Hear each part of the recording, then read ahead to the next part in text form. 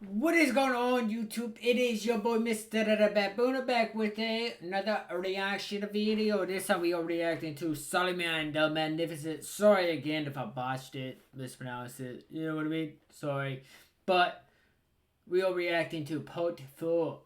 And very interesting little series we are reacting to. If you guys haven't, make sure you go check out part 3, part 2, part 1.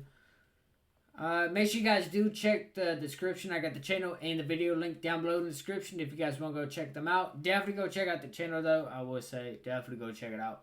The videos are just phenomenal. So, with that being said, I think let's go ahead and get into the reaction. So, like always, we want to like full screen.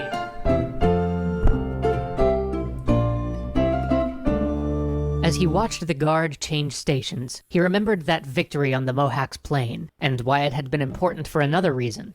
Just before he'd gone on campaign, an envoy had arrived at his court from the Queen Mother of France. The envoy had dropped to a knee before him and begged him to attack Charles, that Spanish prince, so that he would release her prince, the King of France, who Charles had captured in one of their wars over Italy. This had pleased Suleiman. He had already planned his campaign toward the Mohawks. He would fulfill this request without actually changing plans. But there was more than that. This was his road into the circles of European diplomacy. His predecessors had only ever been adversaries to the European world, but he knew that if he was ever to have his European empire, he would need allies there, and this was his route to them.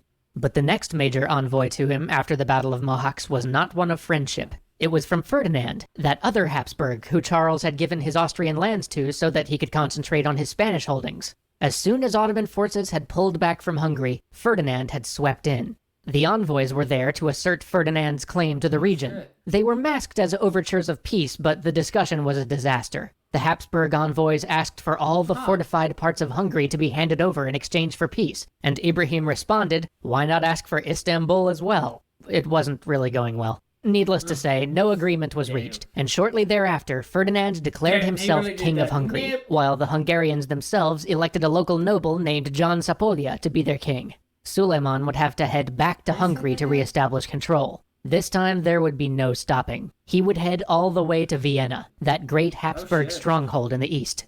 He once again raised the horsetail banners and summoned the endless legions of his empire. 100,000 strong, they would march back into Europe. He would serve as a supreme commander with Ibrahim at his side.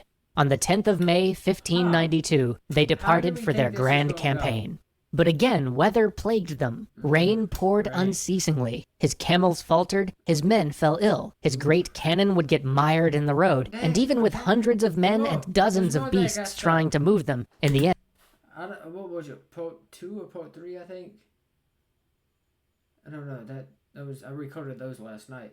But, I don't remember, I don't remember what part it was, but I mean, the cannons got stuck before. And now they're stuck again, so...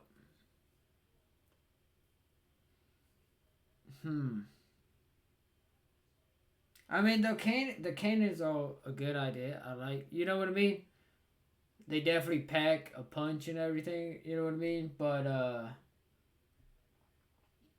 is it just gonna keep getting stuck? I don't know if I would. And they had to be abandoned. It wasn't until the 18th of August that he once again reached the Mohawks plain, where he was met by the upstart Prince Zapolia. But here, at least, things began well. Zapolia paid him homage and joined his forces to that of the empire, helping to retake nearby fortresses. He was glad to accept the suzerainty of Suleiman for help against Ferdinand. The ambassador for the King of France had also arrived with 40,000 crowns to support Zapolia in his attempt to wrest Hungary from the Habsburgs. Together they all traveled to Buda, which Ferdinand had occupied in the absence of Ottoman forces. The siege lasted only 6 days. The Janissaries carried the town by storm. Suleiman forbade the town from being sacked, as the Hungarians were now his subjects, but that didn't stop his men from taking many slaves, and though they mostly left the Hungarians alone, it didn't prevent them from separating as many Austrian heads as they could from their Austrian necks. Soon Zapolia was installed as ruler there, and Suleiman's men could march for their real objective, Vienna, the seat of Ferdinand himself. By the 27th of September, they reached the walls of the Habsburg town. Within stood 20,000 defenders against his more than 100,000 men under arms. The 72 Habsburg cannon would have to match against his 300. Even Ferdinand had abandoned his capital and fled to Bohemia. Victory looked inevitable. So, let's see, I think, what, that is... Ferdinand had abandoned... 72, I think, right? So, can't really get a good picture right there. But that's 20,000, 100,000, 100,000 people for Suleiman, and then 20,000, 72 cannons, I think, yeah, against 300 cannons. I don't know. It doesn't look like it's going to end good. I mean, it looks like Suleiman's going to get another victory, it looks like. You know what I mean? I mean, that's what it seems like. Abandoned his capital and fled to Bohemia. Victory looked inevitable.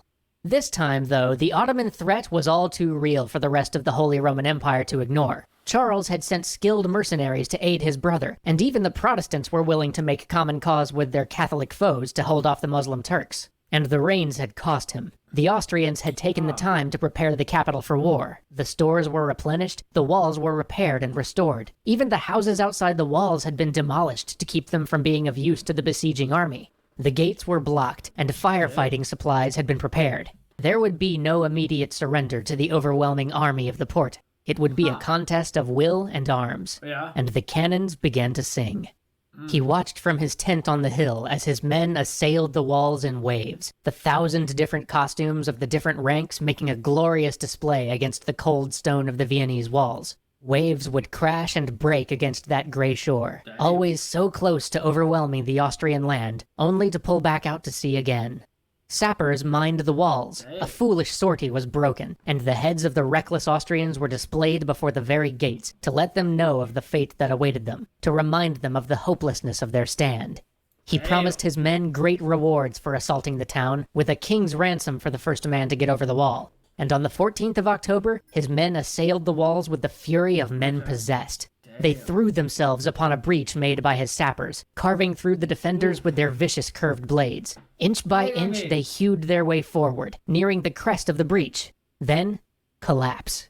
The very flower of the Turkish infantry had broken upon the rocks of Vienna, and it began to snow.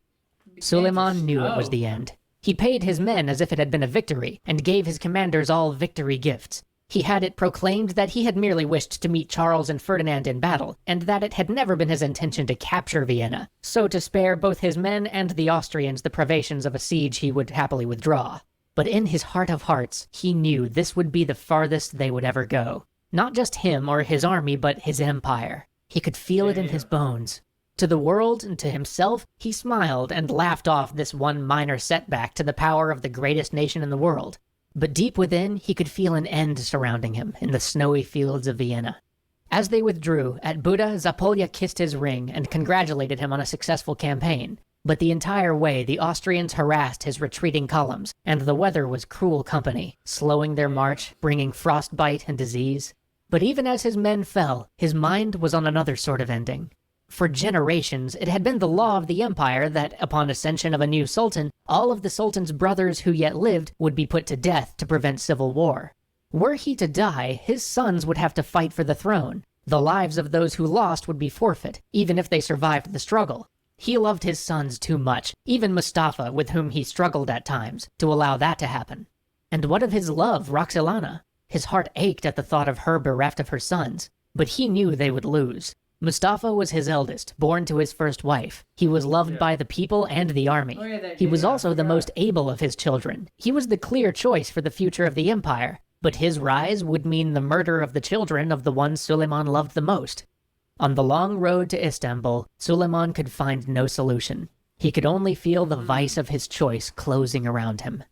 He could feel the salt trace down his cheek in the warm breeze that blew over the Bosphorus. How had he let it all go so wrong? He knew as he walked the palace grounds that in the thoughts of the past he would not find peace. And yet what else was left to an old man? He wondered if that Roman emperor ever shared such thoughts near the end. What he wouldn't give to talk to a man who might understand. But they were all dead now, and he was alone. Damn. And even that thought brought other memories. I mean, it's definitely intriguing. Suleiman the Magnificent is definitely a intriguing person. I will say that. I mean, for what we have seen so far, he's definitely intriguing, and I feel like there might be a little bit more to him that might have not maybe made the videos. But I mean, there's a good chance I could be wrong with that. But I don't know. I definitely need to do some research on this guy. You know what I mean? Find out a lot more about him, you know? Well, if you guys did enjoy that, that is going to do it for this video. Hopefully you guys did enjoy. Check the description. I got the video and the channel link down below in the description if you guys want to check it out. That is going to do it for this video. Positivity is key. Motivation is key. Happiness is key. I'll see you guys in the next video. You guys stay safe. Watch out for each other. See you guys in the next one.